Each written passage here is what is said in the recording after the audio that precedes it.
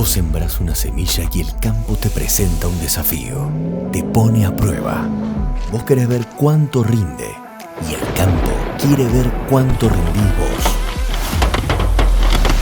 NK te acompaña con sus productos, tecnología, asesoramiento y servicios. Y si la tecnología te facilita las cosas, no vas a trabajar menos, vas a producir más. Con el acompañamiento de NK, tu campo rinde. Y al cosechar los resultados, ya estás pensando en la próxima siembra. El campo te pone a prueba. Con NK, siempre rendís.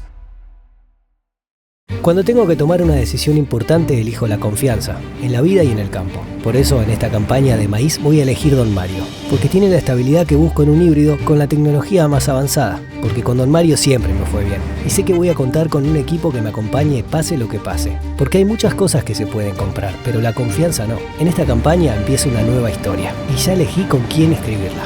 Maíz Don Mario. Tenemos historia, tenemos futuro. Don Mario, innovar juntos rinde.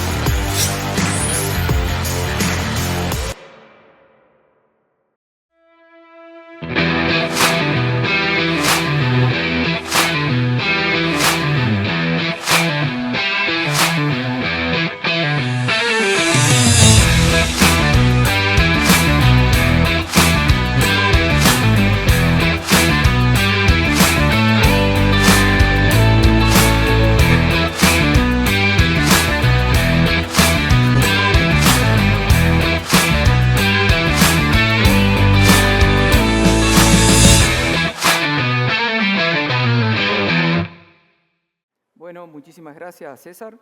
Bueno, lo primero que tengo para decirles es que ninguno de los tres somos producto de la inteligencia artificial, somos de carne y hueso, y si nos van a grabar, por favor, con el teléfono vertical, que es lo que se viene.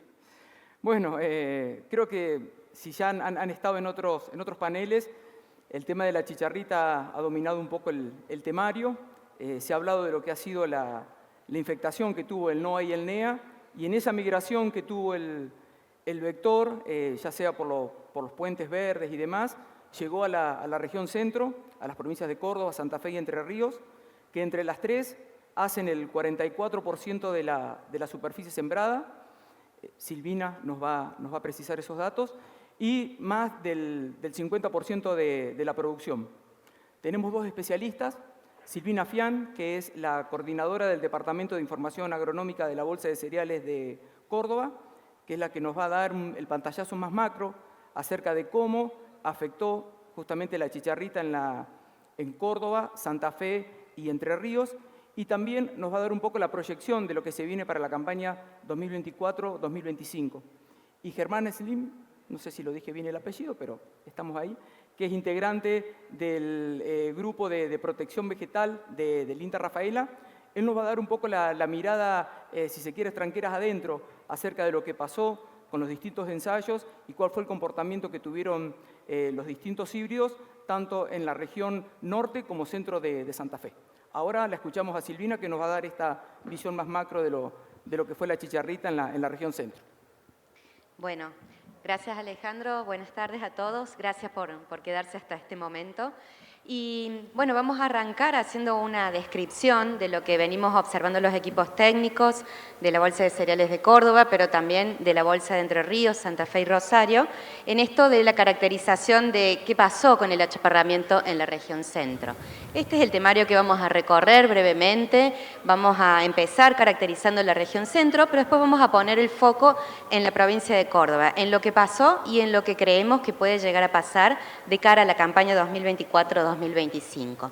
Bueno, esta región centro, como recién decía Ale, ocupa el 44% de lo que es la siembra nacional de maíz de acuerdo a agroindustria. Esta siembra nacional que se hace para todos los destinos, es decir, para la producción de silajes, forrajes para consumo en pie, para la producción de granos. Entonces, es una región con algunas características particulares porque algunas provincias tienen una impronta netamente transformadora, como puede ser Entre Ríos, Santa Fe con una transformación también interesante en toda la cuenca lechera, y la provincia de Córdoba que tiene una cuenca lechera, una cuenca bioetanolera, tiene la industria de la molienda seca, la molienda húmeda, producción porcina o bovina. Entonces, bueno, es una región que tiene cierto nivel de transformación de todo el maíz que produce. Bueno, las tres provincias, como gran parte de nuestro país, ya lo han visto en otras presentaciones, han pasado en este ciclo productivo por distintas situaciones ambientales, más o menos graves, que fueron acompañando a esta aparición de la chicharrita, este desplazamiento del vector, y con eso la manifestación del síndrome del achaparramiento. Entonces, todas estas condiciones, lluvias, fechas de siembras tempranas, tardías, temperaturas extremas, falta de agua en periodos críticos, junto con el achaparramiento, son los factores que determinaron los niveles de cosecha de esta campaña 2023-2024 que vamos a empezar a repasar ahora por provincias. Bueno, vamos a empezar desde el este hacia el oeste, la provincia de Entre Ríos. De las tres que vamos a analizar, es la que menos maíz tardío siembra, ¿sí? Un 86% ha sido temprano y el restante 14% tardío. ¿Y esto en qué importa? Importa en que justamente ha sido la que recibió quizás el menor impacto de este complejo de achaparramiento. Eso no quiere decir que no haya habido problemas, que no haya habido pérdida de lotes, que no haya habido pérdida de rendimientos, pero en magnitudes son menores que en las otras provincias. Otra característica importante de la provincia de Entre Ríos en este ciclo productivo es que ha sido la segunda siembra más importante de los últimos años, y como ustedes pueden ver ahí en ese grafiquito, esa línea es la que corresponde a las siembras tardías en la provincia de Entre Ríos y es lo que de alguna manera permitió al escape del impacto de la chicharrita de manera generalizada, como a lo mejor lo vieron las otras zonas.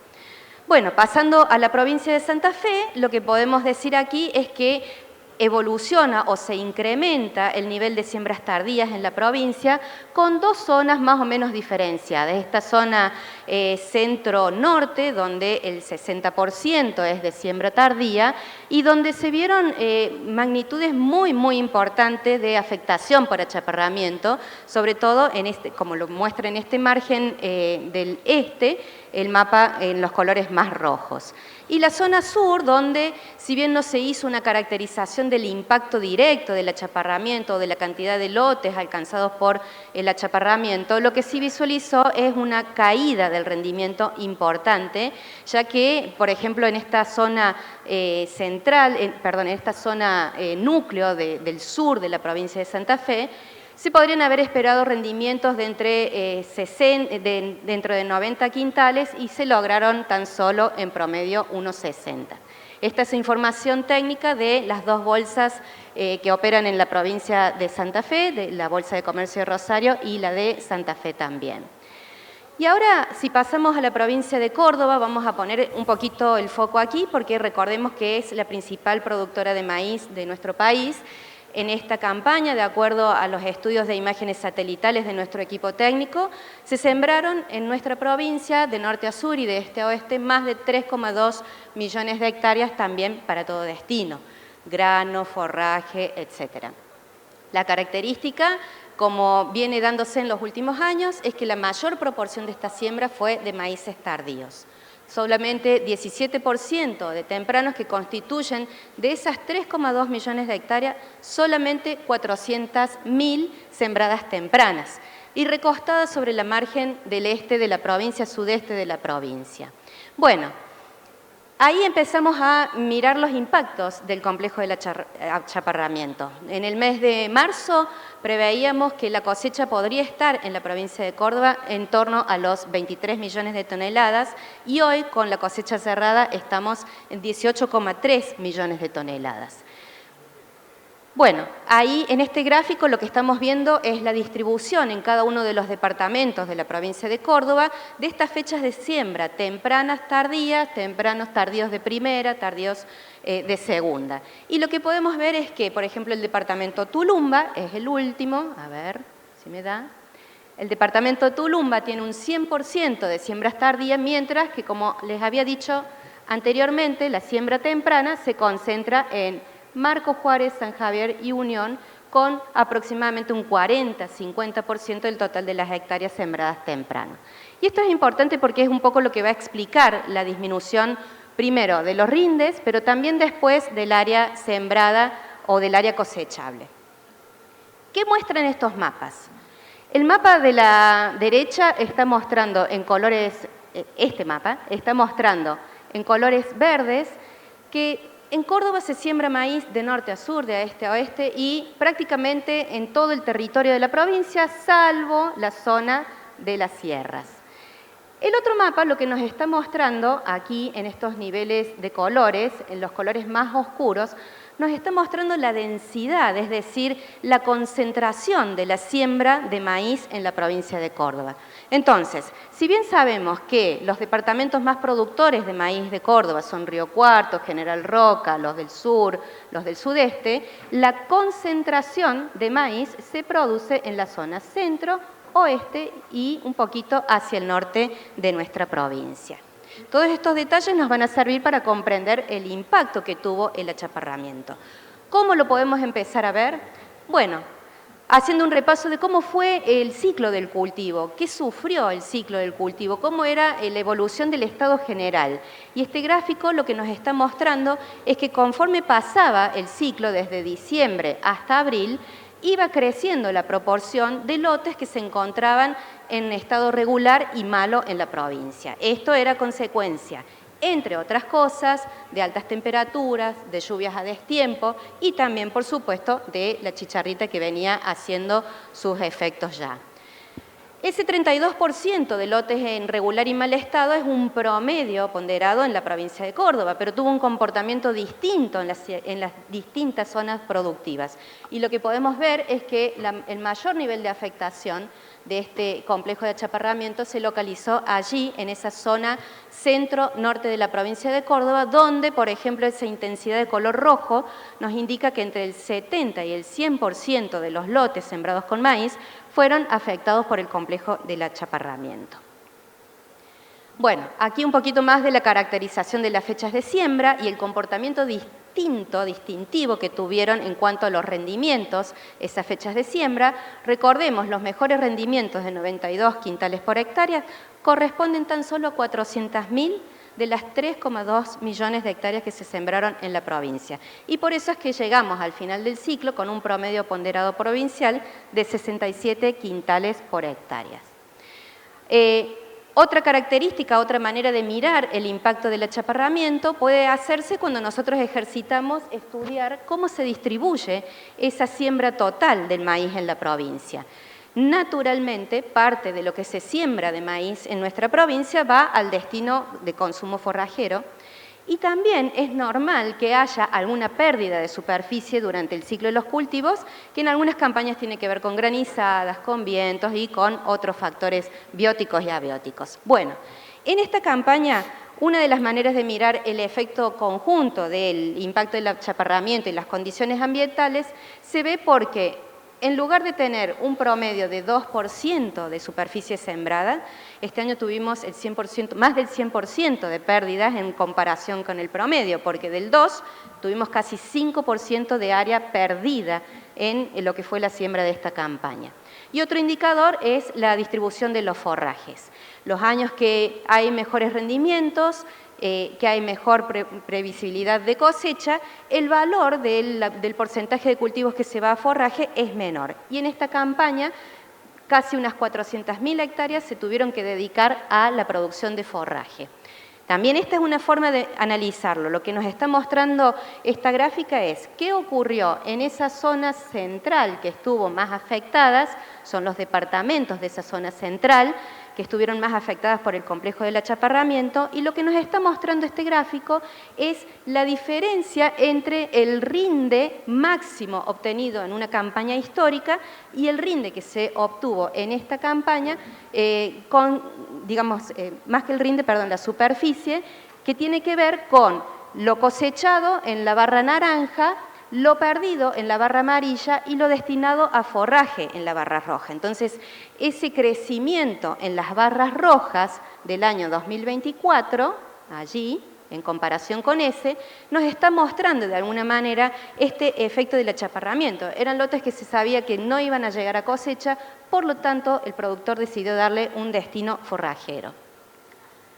Otra manera de verificar el efecto, entonces, el impacto del achaparramiento, ahora sí, es por el estudio de los rendimientos. De vuelta, nos posicionamos en la zona más afectada de la provincia, en esos departamentos, vemos la diferencia que hay entre los rendimientos en un año de máxima y en un año de mínima, y vemos recortes de entre el 60 y el 50% en los departamentos que fueron más afectados por este complejo del achaparramiento. Y les propongo una nueva manera más de ver los rindes y de entender cuál fue el impacto de este achaparramiento. Y lo vamos a ver en formato de mapas. Pero muchas veces se dice, bueno, pero ¿cuánto del rinde del maíz cayó por efecto de la chicharrita? ¿Cuánto del rinde del maíz cayó por el efecto de las condiciones ambientales? La verdad que es muy difícil separar eso. Entonces, lo que podemos hacer es comparar cómo rindieron los dos cultivos que comparten territorio, que comparten fecha de siembra, que son la soja, y es el mapa que se ve aquí, y el maíz, que es el mapa que se ve allí.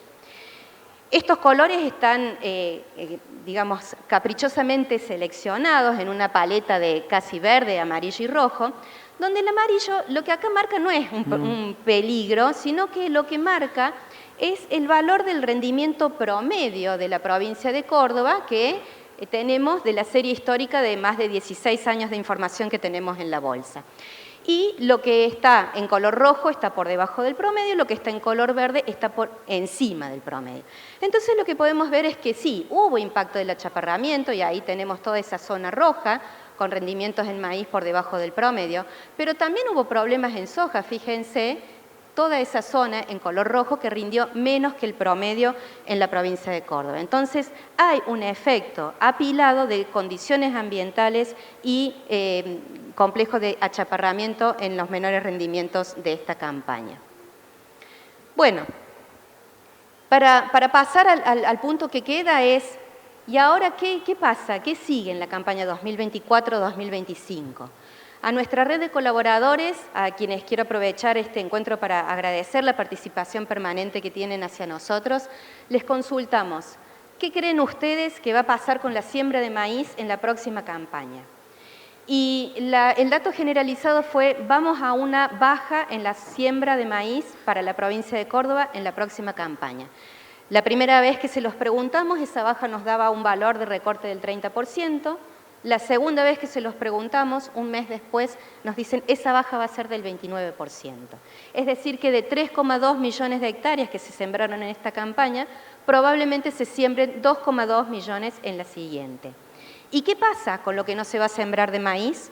Lo que no se va a sembrar de maíz se va a ir a soja, por eso tenemos un incremento del 23%. Va a subir un poquito el área destinada al sorgo, un 24%, y va a subir un poquito el área destinada al girasol, un 10% más. Hay que ver cómo evoluciona esto. Estos son valores generales. Hay zonas que directamente, en lugar de reducir este 29%, van a terminar reduciendo un 60%, un 70% y hasta un 100%. Y hay otras zonas que, por más que hayan sido muy golpeadas por el complejo del achaparramiento, como lo es la cuenca lechera, no pueden no sembrar maíz. Es la fuente de alimento para la producción lechera y en ese caso lo sembrarán al riesgo que tengan que correr. Entonces, estos valores son los que tenemos ahora en agosto y seguiremos estudiándolos para ver cómo evolucionan, pero es la segunda lectura prácticamente con el mismo valor que hemos obtenido desde los equipos de la Bolsa de Cereales de Córdoba. Y ya para Bueno, para caracterizar justamente lo que les decía anteriormente, algunas iban a reducir cerca de un 60-70%, que es la zona más afectada, otras van a reducir un 1 o un 20%. Tuve la oportunidad de estar en Huinca-Renancó el 31 de julio y yo les hablaba del impacto del achaparramiento en los maíces y la verdad que decían que no lo vimos, casi no lo vimos en esa zona. Así que bueno, esa es la parte buena de la película porque quiere decir que los recortes de área sembrada, bueno, pueden que estén concentrados al norte, pero puede que no se sientan tanto en la zona oeste o en la zona sur de nuestra provincia. Y esto va a ser la posibilidad que tengan los sistemas productivos que demandan maíz en el norte de tener una fuente desde donde trasladar para sostener las producciones de alimentación bovina que requieren las zonas del norte. Bueno, para ir cerrando esta presentación, nos podríamos hacer la pregunta, ¿qué hacer hoy? Para saber qué hacer hoy, creo que tenemos que diferenciar lo inmediato de lo posible, de lo más adelante, del futuro. Lo inmediato es esto. Lo inmediato es, ya lo han dicho muchos otros especialistas, el control del maíz guacho. A nuestra propia red de colaboradores, estos más de 300 técnicos que les conté anteriormente, les preguntamos cómo estaba el nivel de presencia de maíz guacho en la zona en la que cada uno trabaja.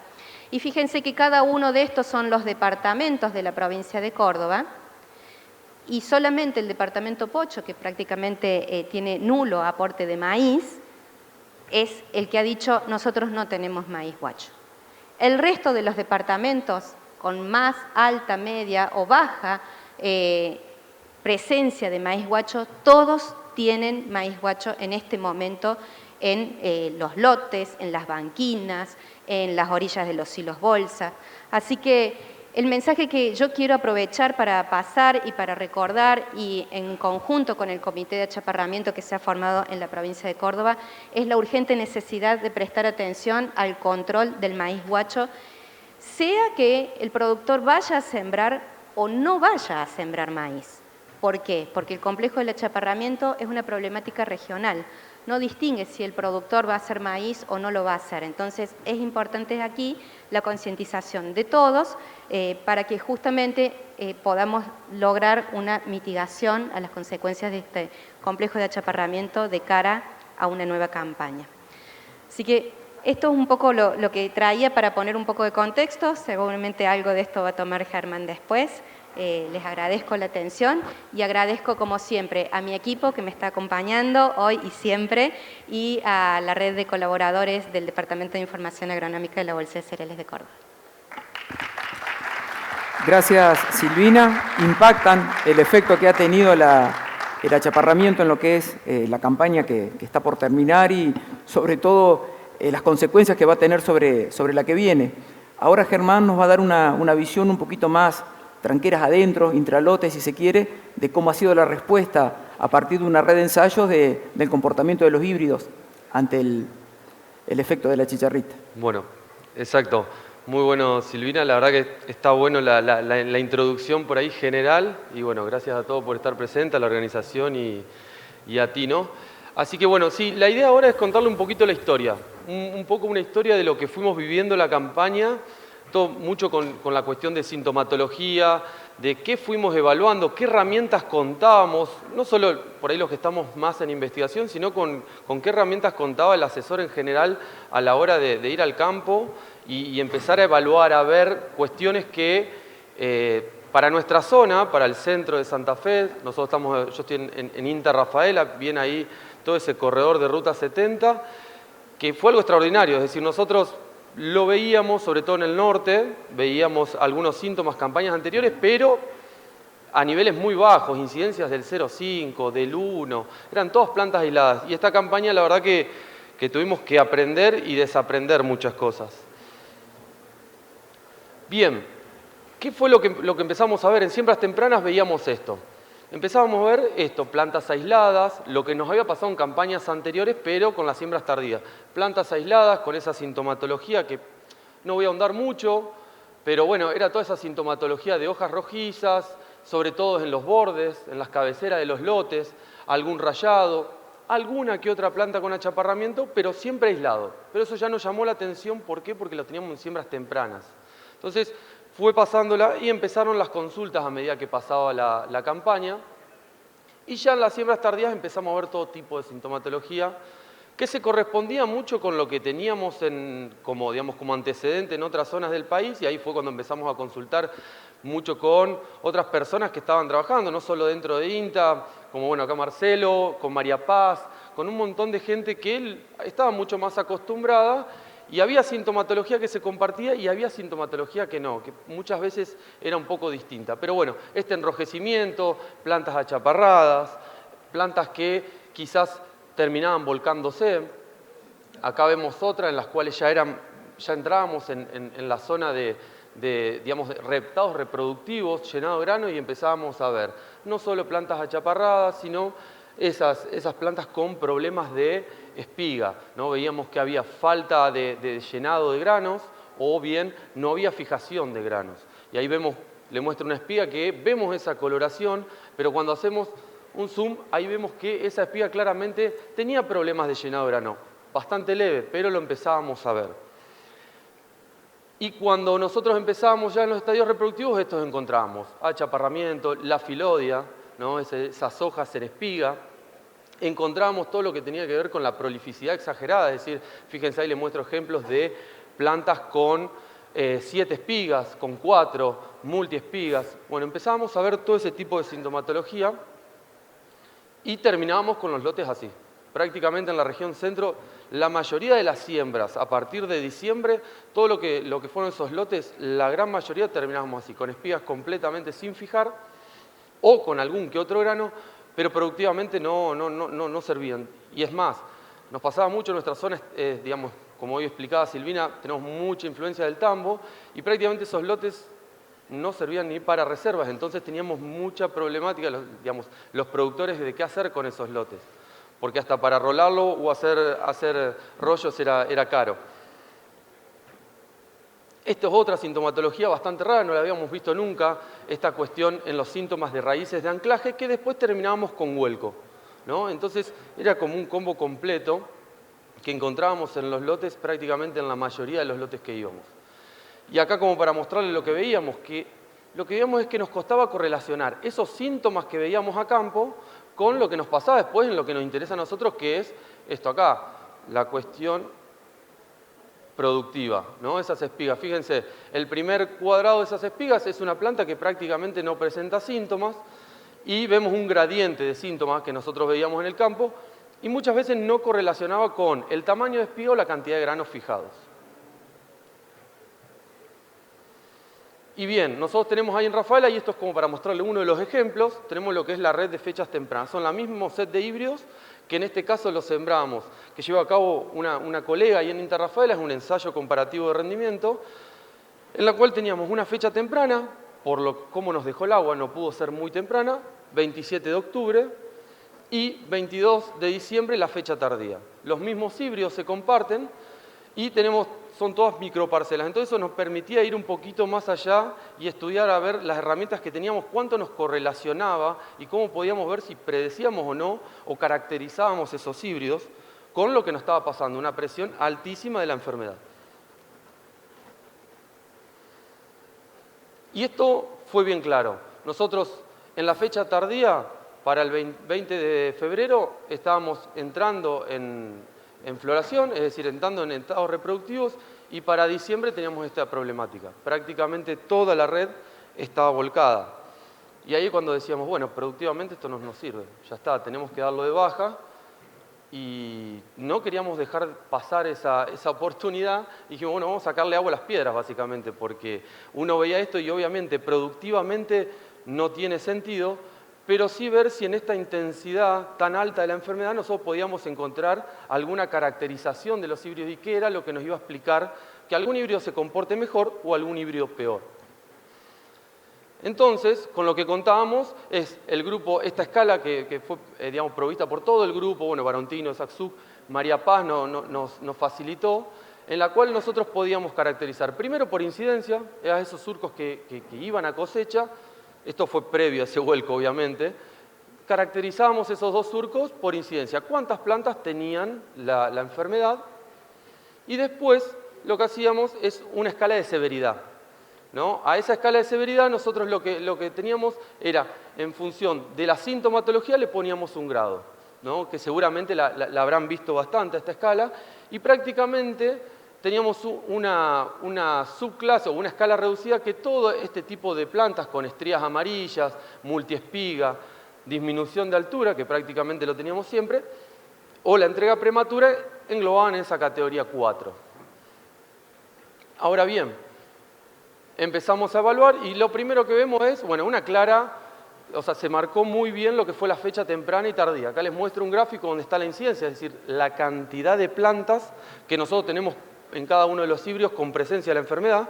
Y fíjense cómo en la red temprana nosotros estamos con un 92% de prevalencia, es decir, que prácticamente en todos los híbridos la vimos, pero la incidencia, es decir, la cantidad de plantas, no era tan alta. Estábamos de 0 a 20. Y ahí podemos ver el promedio y las diferentes incidencias. Pero ya cuando nos íbamos a fechas tardías, lo que pasó en la zona. Prácticamente, bueno, 100% de prevalencia y la incidencia, es decir, la cantidad de plantas, prácticamente estábamos en todas las plantas con una severidad, con una incidencia alta, en todos los híbridos.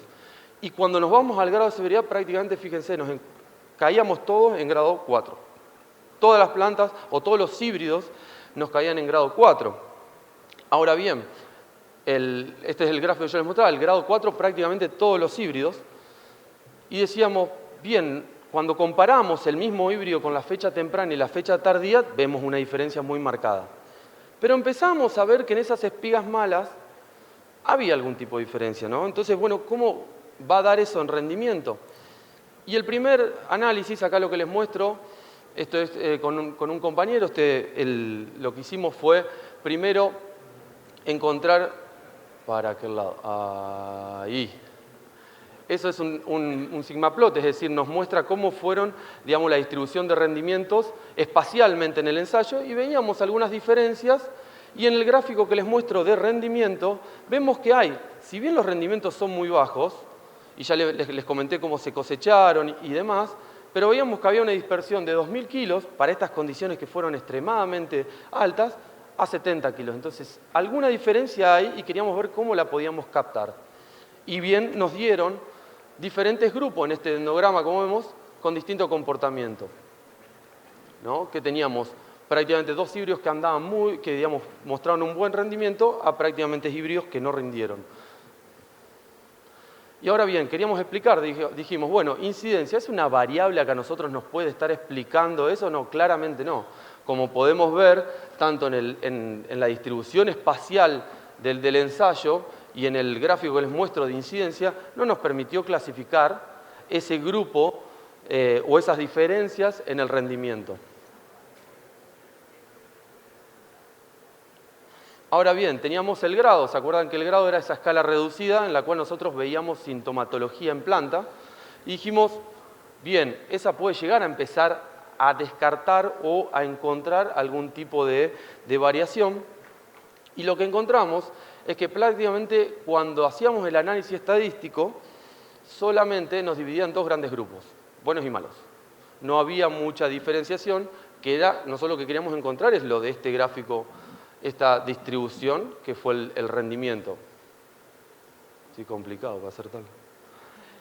Y entonces dijimos, bueno, vamos a ver un poco más, y ahí es cuando teníamos la escala propuesta por Tino de Rossi y todo el grupo de la Universidad de Córdoba, que vayamos a rendimiento, vayamos a ver esas espigas en cómo está esa calidad, cómo es la merma. Ellos proponen una escala de 4 grados, 0, 1, 2, 3, que 0 es una espiga que no tiene mermas de rendimiento, y llegamos hasta un grado 3 que nos daba una merma del 60 o el 100%.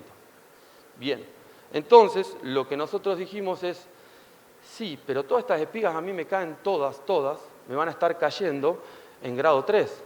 Vuelta, no voy a captar esa variabilidad o no voy a poder entender si este híbrido con esta presión, vuelvo a repetir, algo extraordinario para nuestra zona, realmente tuvo algún comportamiento diferencial. Entonces, veíamos esto. Teníamos algunos que habían granado bastante, otros híbridos que no habían granado, o digamos, es decir, habían fijado un nivel intermedio, y teníamos otras espigas que prácticamente no habían fijado granos. Entonces teníamos esa variabilidad que uno la veía, pero no la estábamos pudiendo cuantificar. Y ahí es donde dijimos, bueno, vamos a subdividir de grave a grave, grave, grave. Hacer 3 clases para encontrar esa variabilidad y realmente poder ponerle un nombre y apellido al comportamiento. Y ahí es donde subdividimos en 3.1, 3.2 y 3.3. Y ahí nos fuimos de vuelta a la compu y a tratar de ver si podíamos captar esas diferencias, todo lo que estábamos viendo en la zona y poder verlo. Y ahí claramente, como lo ven en la distribución que está acá, vemos que ya empieza a querer mostrarnos las diferencias que veíamos en rendimiento, ¿no? Y esas diferencias, cuando lo pueden ver ahí en el gráfico, nos mostró que el grado de espiga modificada acompañaba bastante ese rendimiento, pero también veíamos que había un coeficiente de variación muy alto, es decir, qué tanto variaba, es decir, eran todas las espigas buenas o no. Y ahí lo que podemos ver es, por ejemplo, en este caso, ahí, lo que pueden ver, ahí tenemos un híbrido, que el grado de espiga fue bajo, pero no todas las espigas, es decir, fue bueno pero no parejo, como podemos ver otros híbridos que tuvieron un grado alto y fueron parejos, es decir, el comportamiento no fue bueno y fueron parejos todas esas plantas que nosotros evaluamos. Y bien, cuando nosotros fuimos a hacer esa diferenciación, lo que vimos es que ahí ya nos dividían en 3 grupos bien claros, ¿no? De comportamientos intermedios, buenos y malos. Ahora bien, eso ahí, decíamos, correlaciona, ¿no? Nos correlaciona con esos rendimientos. Y acá surgieron algunas correlaciones interesantes y nos vamos a detener un ratito en explicarlas. Primer gráfico, ahí. El gráfico de esa severidad, ¿se acuerdan? Modificada, 3.1, 3.2, 3.3, vemos que correlaciona bastante bien con rendimiento. Es decir, cuando vemos que a medida que vamos a grados más altos dentro de esas espigas malas, y vuelvo a repetir, en rendimientos que iban de 2.000 a 70 kilos, pero pensando en captar eso y ver, veíamos que correlacionaba bastante bien. Y cuando nosotros íbamos a lo que es el número de granos, este gráfico ahí, veíamos que ese número de granos nos explicaba bastante bien el aumento de rendimiento. Entonces, ese aumento de rendimiento estaba explicado por mayor cantidad de números de granos. Y no tanto por el peso de granos. Y ahí lo que pensábamos, decíamos, bueno, si nosotros recordamos, y para no ahondar mucho más, en achaparramiento es taponamiento de esos haces vasculares, problemas de llenado de grano. Acá claramente lo que pasó es que no solo teníamos espiroplasma, que después lo fuimos confirmando, sino que estaba rayado fino, fitoplasma, y las incidencias o el nivel de enfermedad fue muy alto a inicios, desde inicios de los estados vegetativos. Entonces eso generó que prácticamente el peso de grano no nos infiriera, porque ya teníamos una planta completamente afectada y lo que afectó mucho más fue el número de granos. Y hoy les mencionaba que el coeficiente de variación, fíjense que a mayor coeficiente de variación tiene una tendencia a tener mejores rendimientos. ¿Y eso qué nos dice? Que los híbridos que mejor rindieron no fueron todas las espigas buenas o bien granadas, sino que tuvimos algunas. Ahora bien, cuando tuvimos rendimientos malos no hubo. Es decir, ese escape prácticamente fue en algunas espigas y en los que tuvieron rendimientos un poco más bajos, ¿no? Ese coeficiente de variación siempre fue bajo, es decir, fueron todas malas y parejas.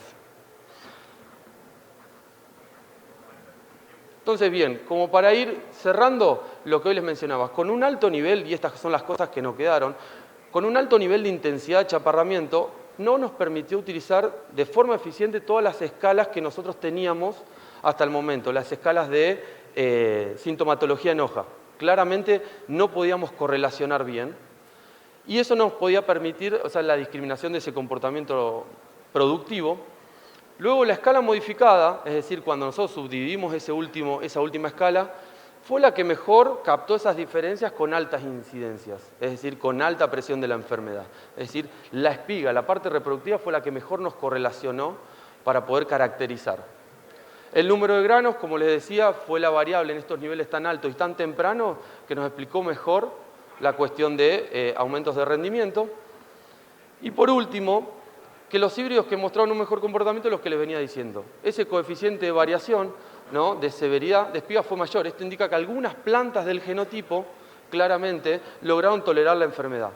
Y ahí les pongo entre paréntesis, no se detectó escape. Nosotros lo que hicimos también, por ahí no lo presenté, pero lo que hicimos es decir, bueno, tenemos un montón de híbridos que si bien no varía mucho el tiempo a floración, decíamos, bueno, puede haber algún efecto escape. No, con la presión que tuvimos, claramente ningún híbrido correlacionó escape con rendimiento. Prácticamente tuvimos a todos con una intensidad muy alta. Así que bueno, creo que estamos en tiempo, así que lo cerramos, Chan. Perfecto. Muchas gracias, Germán. Un poco lo que mencionaba Germán, ¿no? Cómo las consecuencias que se vieron en las plantas y en los lotes se tradujo después en los datos macro que Silvina nos presentó. Una pregunta, Silvina, respecto a la campaña que va a comenzar. Teniendo en cuenta que hoy el maíz en Córdoba, que es la principal provincia productora, pierde casi 1 millón de hectáreas, y teniendo en cuenta que las siembras tardías dan alguna chance de sembrar hasta enero, ¿qué chances o qué factores podrían modificar ese 29% hoy de superficie que está perdiendo el maíz en los próximos meses? Bueno, yo creo que básicamente la posibilidad de modificar está en esta movilidad de superficie dentro de lo que es el territorio de la provincia de Córdoba. Como les dije anteriormente, las zonas del sur de la provincia, quizás el oeste, el gran departamento Río Cuarto, el principal productor de maíz de la provincia, se ha visto poco afectado y ahí podemos tener una chance. Y la otra chance que podemos tener es pensar si las lluvias nos acompañan en la otra zona productora de maíces tempranos, que es el sudeste de la provincia de Córdoba.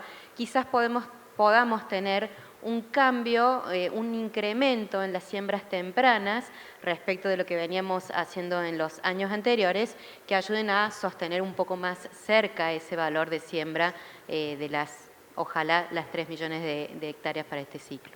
O sea, ¿es posible que las siembras tempranas tengan un poquito más de participación en esta campaña? Podría tener un poquito más de participación la siembra temprana en la margen sudeste de la provincia de Córdoba, y podría haber una siembra que no se retraiga tanto hacia el oeste y hacia el sur de la provincia. Perfecto, clarísimo.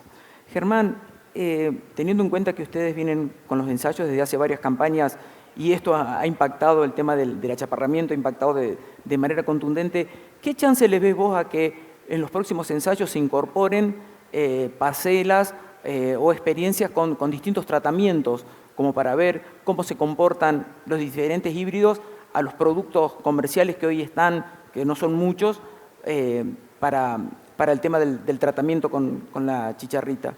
Bueno, sí, buena la pregunta. A ver, claramente este año tuvimos que reformular muchas líneas de investigación, mucho intercambio con colegas, el Congreso mismo organizó, junto con Tino, organizamos un taller, uno más de esos talleres de intercambio, justamente para entender lo que se está haciendo en otros lados y tratar de aplicarlo, reformular estas líneas de investigación, y obviamente que hoy, y teniendo en cuenta la problemática que implica ser mucho más interdisciplinario, estas líneas de investigación van a estar justamente incorporando híbridos, incorporando distintos tratamientos, fechas de siembra, y justamente es esperar, bueno, en ese caso es ver qué resultados podemos obtener de todo eso, ¿no? Sin duda. Pero creo que lo fundamental es habernos nutrido mucho de otras experiencias en otros lugares. Vamos con una pregunta para los dos y por el lado positivo. Aquel productor que tiene decidido sembrar maíz o aquel que lo va a decidir, teniendo en cuenta el escenario que hoy están en los lotes, ¿qué manejo agronómico le aconsejan hacer de cara a la siembra? La pregunta es para los dos. Arranco yo. Dale. Bueno, en nuestra zona claramente hoy tenemos esa necesidad de generar reservas, y bien lo explicaba Silvina.